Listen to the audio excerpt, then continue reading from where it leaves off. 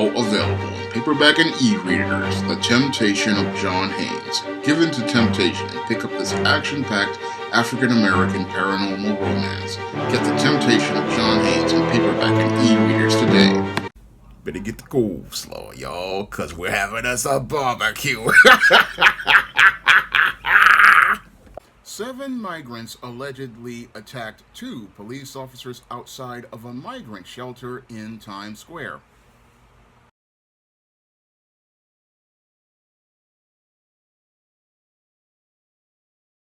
The NYPD is hoping surveillance video will lead them to the suspects they say were involved in an attack on police officer in Times Square. Police say it happened as the officers were trying to disperse a crowd in front of a migrant shelter. CBS 2's Christina Fan is live in Times Square. Christina. Chris and Mary, good morning. That surveillance video released by police doesn't show what directly led up to the assault, but sources say the attack left an NYPD lieutenant with a laceration to his face. This morning, officers are still searching for 4 of the 9 men involved. Police say what started off as a peaceful effort to disperse a disorderly crowd descended into chaos January 27th. Surveillance video taken in front of a migrant shelter at 220 West 42nd Street shows police apparently trying to take someone into custody. At that point, police say the officers were attacked by a group of men. 2 witnesses who didn't want to be identified told us they had no idea what triggered the assault. They say they quickly ran away because they feared for their own safety. According to an NYPD source, a lieutenant and an officer from the Midtown South Precinct were kicked and pummeled. Police arrested 5 men, but 4 others got away. The NYPD says those arrested were a 19-year-old from Mississippi, a 19-year-old from a migrant shelter in the 81st Precinct in Brooklyn, a 21-year-old from a migrant shelter in Queens, a 24-year-old from a shelter on Jefferson Street in Brooklyn, and a 22-year-old. Police say 4 of the 5 arrested have been charged with assault on a police officer, gang assault, obstructing governmental administration, and disorderly conduct. The 5th was charged with attempted assault on a police officer. And the PBA president commented on this assault, saying that attacks on police officers are becoming an epidemic, and the reason is what he calls a revolving door of justice. Reporting live from Times Square, Christina Fan, CBS 2 News. Christina, thank you. Now, in this alleged incident that took place at a migrant shelter on 220 West 42nd Street, a group of migrants were participating in what was believed to be alleged disorderly conduct. And as police officers moved in to try to dispel this group of disorderly migrants, one individual allegedly participated in being defiant and not looking to disperse from the area. And as he looked not to disperse from the area, law enforcement moved in to arrest him, and that's when 9 of these other migrants who had been outside of this shelter decided to attack these 2 police officers. And as they attacked these 2 police officers, they beat these officers to the ground, kicking and punching them allegedly, and then left a police lieutenant with a gash across his forehead. Now, what is more shocking than the attack on members of law enforcement was what happened after 4 of the 9 individuals were arrested. After 4 of the 9 individuals were arrested, these individuals were not taken into custody as related to making sure that they would be in custody for trial, like what usually happens with anyone who assaults a police officer. No, because of bail reform and the leftist policies of Manhattan prosecutor Alvin Bragg, what had happened with these 4 individuals who had entered the country illegally and we had no way of tracking them, they were released on their own recognizance without bail. And possibly these individuals who assaulted members of law enforcement are now fleeing to another state and nobody knows where these individuals are right now to bring them to justice. Now, many here in New York are shocked about this entire incident, and many members of the NYPD are outraged because this incident basically shows how individuals who have no respect for law enforcement can get away with basically assaulting a police officer because they assaulted police officers and were able to get out with bail and flee the scene. And this entire incident would not have happened had it not been for the policies of the sanctuary city that were established by Governor Andrew Cuomo and Mayor Bill de Blasio. And these policies basically have put a black eye on the current New York politicians, such as Governor Kathy Hochul,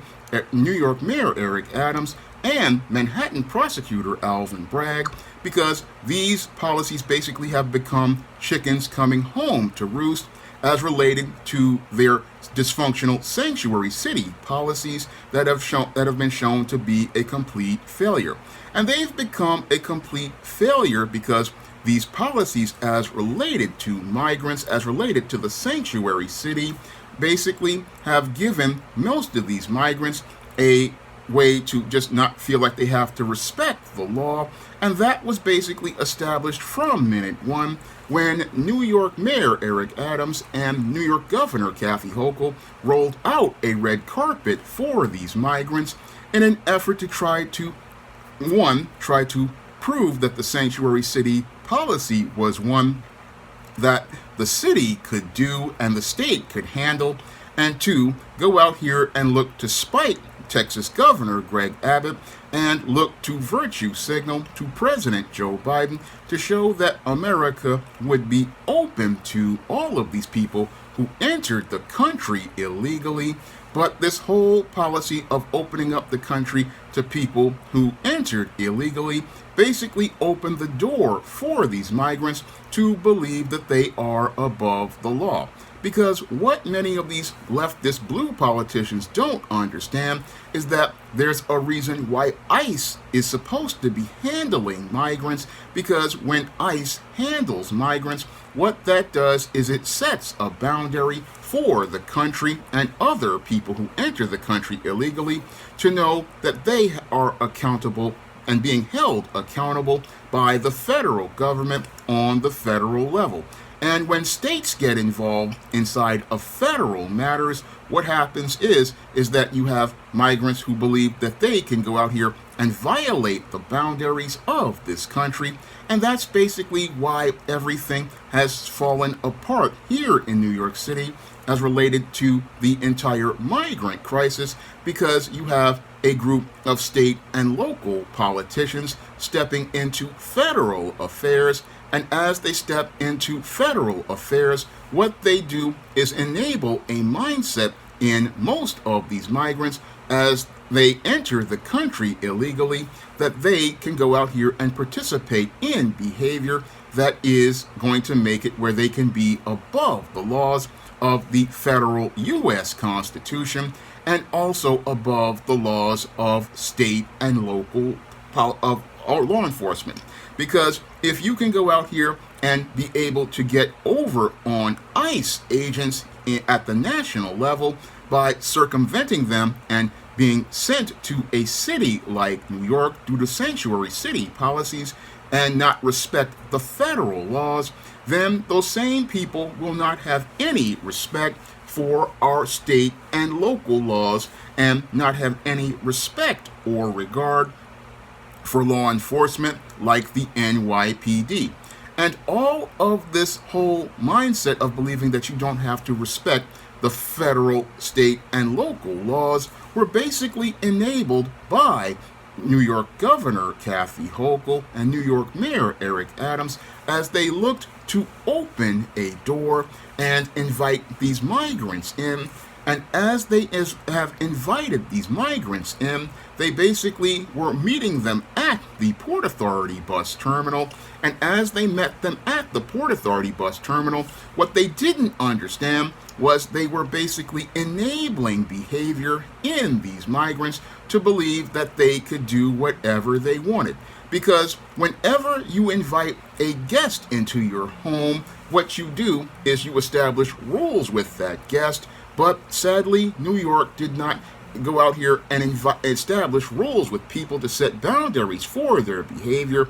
And as a result, things have escalated over the past year or so to the point where many of these migrants, because our government basically spoiled these individuals by not only inviting them in the country, giving them everything free, they also went out here and enabled these individuals by giving them passes by looking the other way as related to them working in the city, and also they gave them passes as related to their just disorderly and rowdy behavior. And this all have created an environment where many of these migrants have a sense of entitlement, and their sense of entitlement has escalated to the point where they believe that they can be above the laws of New York and be above respecting the authority of police officers. Because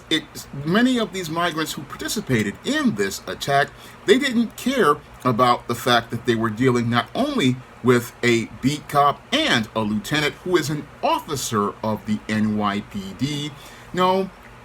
they didn't care about that because they had already been enabled to get away with being able to get over on ICE enforcement agents who are federal agents. And that's the thing that people should really understand. If you allow people to disrespect federal officers, they're not going to have respect for city officers. And that's what happened here. That has many people in the NYPD outraged, and they should be outraged because no one should have a right to assault a member of law enforcement if they are doing their job.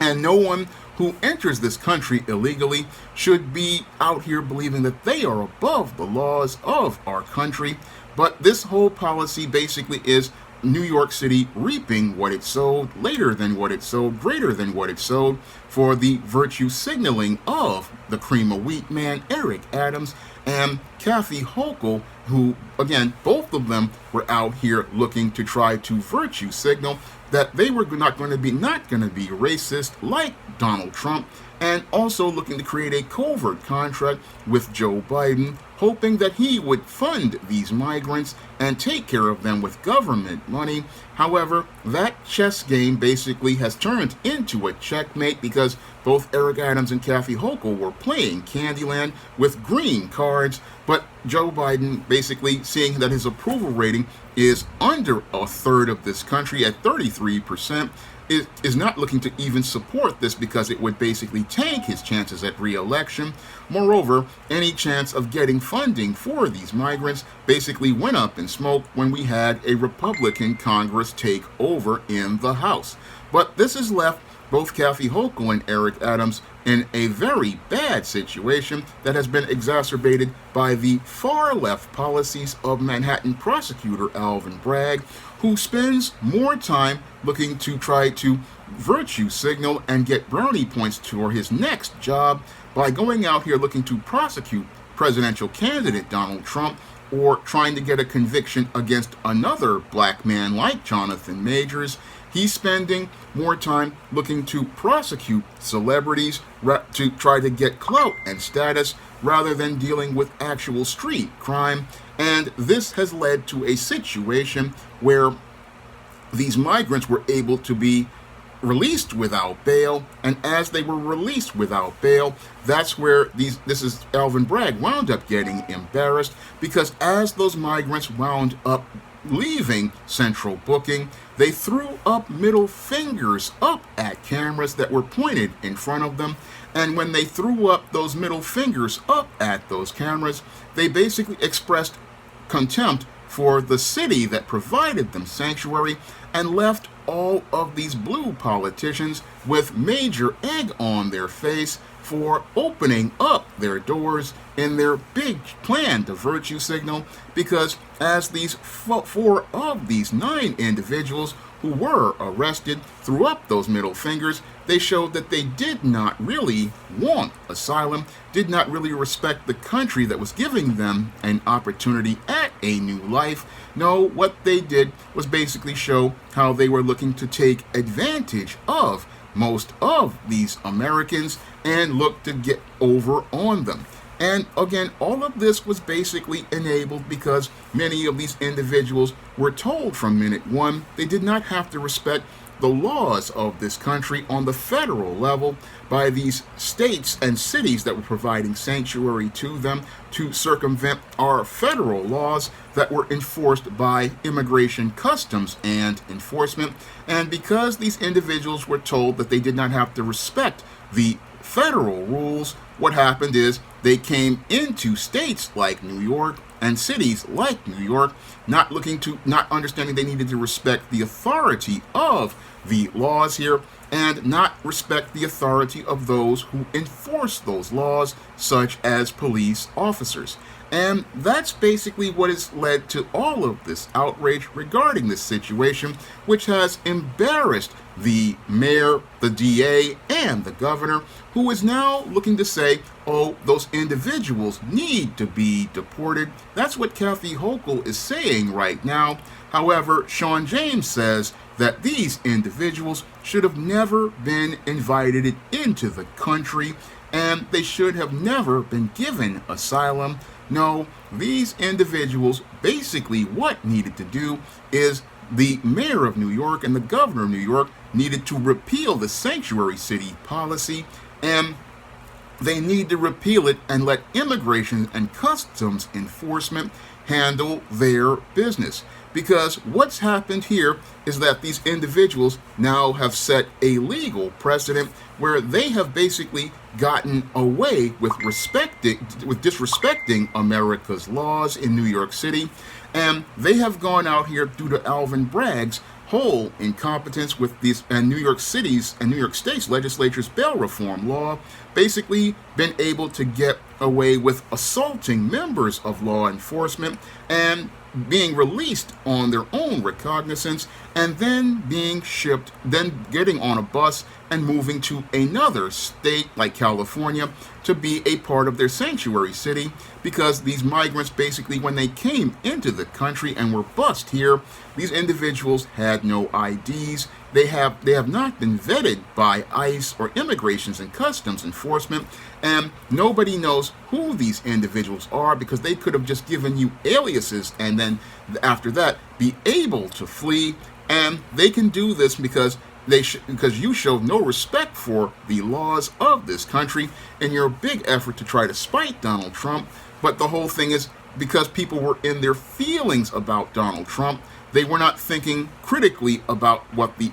impact of their actions were as related to this whole migrant crisis that was created by New York Mayor Eric Adams and Kathy Hochul here in New York and members of the Blue Party in their big plan to virtue signal and show how not racist they are. But now they're finding out that it really wasn't racist to have laws on the books as related to dealing with people who entered the country illegally. And this whole situation with these migrants and how they got away with the law also exposes the hypocrisy of the Blue Party as related to the treatment of black people in the criminal justice system. Now, I find it interesting that DA Alvin Bragg basically gave all 4 of these migrants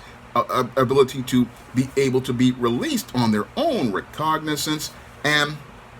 did this and allowed them to go out here and be free after assaulting a police officer, whereas a black boy like Khalif Browder basically wound up inside of the criminal justice system for 3 years, all over an allegation of stealing a backpack. I mean, I find it interesting that the prosecutor's office will go out here and put a black boy in prison for allegedly stealing a backpack for 3 years, not allow him any due process of law, because under New York state law, an individual has to be tried in 6 months, But Kalief Browder wound up staying in jail because the Bronx DA didn't want to go out and basically realized that they had no case and didn't want to be embarrassed. So they left him in jail in Rikers Island for 3 years, and this led to him winding up losing his life. I also find it interesting that in the case of Eric Garner, who was trying to break up a fight, that he wound up losing his life at the hands of police officers. But with these migrants who are entering the country illegally, these individuals basically got away with these attacks on law enforcement, and they were also able to be released on their own recognizance, whereas if this was a group of black individuals or black teenagers or black adults, those individuals would be in jail right now, and their bail would be $1 million or more, but the migrants are allowed to walk the streets freely. And again, that's something that shows, again, a racist double standard as related to the way the law is interpreted here. But the way the law has been interpreted overall as related to these migrants has overall been extremely dysfunctional. And it's been dysfunctional because the interpretation of law as related to these migrants basically is the politicians looking to give them just give them anything that they want, not understanding that what you're doing is enabling behavior to allow these migrants to believe that they can just do whatever they please without any sense of accountability, any sense of responsibility for the country that you say you want asylum in. Because if you say you want asylum in a country, then you need to show respect for that country, and you need to show respect for that country by following the laws of that country. Unfortunately, these people seem to be extremely ungrateful, and part of them being ungrateful is the sense of entitlement enabled in them by blue politicians who are more caught up in their feelings about Donald Trump than going out and understanding that the laws of this country are so that everybody can have a standard for a quality of life. And if individuals cannot meet those standards by entering the country legally, then those people who enter illegally are going to violate boundaries, because when you allow one person to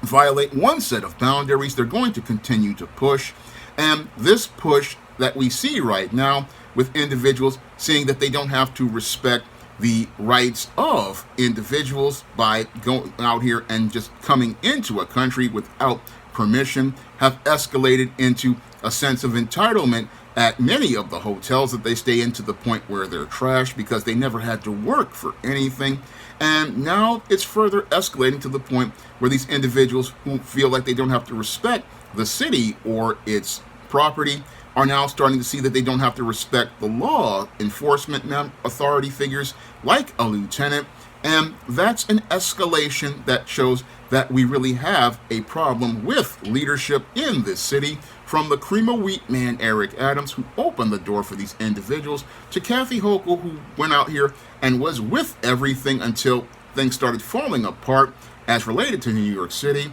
And now she wants to come in and say, oh, these individuals need to be deported. No, Kathy, you're completely full of it. Had you not gone out here and invited these individuals in, we would not have this chaos right now. And with Joe Biden basically not even caring about this whole situation, again, this is a major embarrassment for New York City, a major embarrassment for the leaders who are we elected. And many of us really need to start rethinking everything, especially with the prosecutor's office, which seems to be more interested in prosecuting celebrities like Jonathan Majors to get clout, and prosecuting Donald Trump in order to get brownie points with the Blue Party, rather than looking out for the safety of the good members of the NYPD who are trying to maintain safety in this city as they have to deal with a migrant crisis created by leadership like Eric Adams and Kathy Hochul in their quest to, again, I'll repeat it, virtue signal to try to show how not racist they are. But as they try to show how not racist they are basically showing how backwards they are as related to leadership, because this type of incident, again, where you have people throwing up middle fingers as related to getting out of jail for assaulting police officers, shows us how the migrant crisis is turning into migrant chaos, similar to what we saw in countries like France, Sweden, the UK, and many other countries which tried to open its doors to have an open border, but now they are dealing with an open chaos, and many of those countries are now rethinking that whole policy. And even the late Henry Kissinger, before he died, often spoke back about these policies basically blowing up in everybody's face. So this whole situation has turned into a complete disaster, because if you have people who enter the country illegally attacking members of law enforcement, that shows a breakdown of law and order from lawless individuals who have been enabled to be lawless by politicians who need to get out of their feelings about Donald Trump, because they are making America a mess, because they are mad about MAGA. But the whole thing is, we need politicians in place who can understand the bigger picture about the safety and of everyone, including the migrants, because when you have people who don't have respect for the authority of authority figures like law enforcement, to the point where they believe they can put hands on members of law enforcement as related to dispersing disorderly individuals and then expressing contempt for the country providing them sanctuary, that clearly shows that the sanctuary city policy is a complete failure. And the only way out of this mess is two things. One, you're going to have to let ICE take over as related to these migrants, pack them all back up on buses and bus them back to federal migrant centers where they can be vetted and supervised by those who can do their jobs. And two, you're going to have to repeal the sanctuary city policies and sanctuary city laws, because it's not a city or a state's job to do federal work. And again, when it comes to migrants, they are under federal laws, because if we don't establish boundaries on the federal level, they won't respect the laws on the state level. Now, if you want to pick up some of my books on the SJS Direct imprint, like the ISIS series, the Steam series, the John Haynes series, the books of the Spinsterella trilogy, my vampire novel Eternal Night, my black sorority novel The Thetas, or my black business novel Recipe for Success, you can find all of those books in paperback and Kindle format on Amazon.com and other online booksellers. And if you'd like to see me make more videos regarding the migrant crisis or any other subject, you can send a donation to the Patreon, the PayPal, or the Cash App by clicking the links in the description box. That's all I have to say for this video. You can comment, rate, and subscribe. Coming to paperback and e-readers, John Haynes, Illuminati. The man who rules the world takes on the head of the global elite in this action-packed, all-new John Haynes series adventure. Pre-order your copy of John Haynes, Illuminati on Amazon.com and online booksellers everywhere.